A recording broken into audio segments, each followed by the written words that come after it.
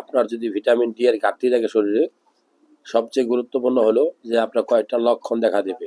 আপনার মেজাজ খিটখিট হয়ে যাবে।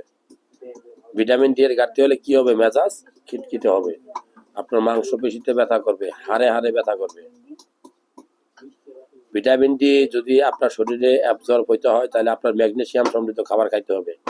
ভিটামিন ডি কোথায় পাবেন? ভিটামিন ডি পাবেন সূর্যের আলো থেকে, চামড়ার নিচে তৈরি হবে। আমরা কোলিক্যালসিফেরল নামে বাজারে পাওয়া যায় ভিটামিন ডি। এটা নর্মালি আপনার শরীরের ভিতরে ম্যাগনেসিয়ামের সাথে বাইন্ড করে ক্যালসিট্রায়োল হিসাবে কাজ করে।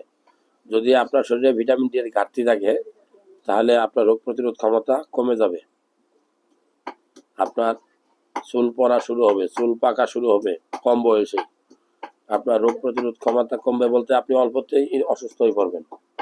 দেখবেন যে কিছু কিছু মানুষ আছে অল্পতেই অসুস্থ হয়ে যায়।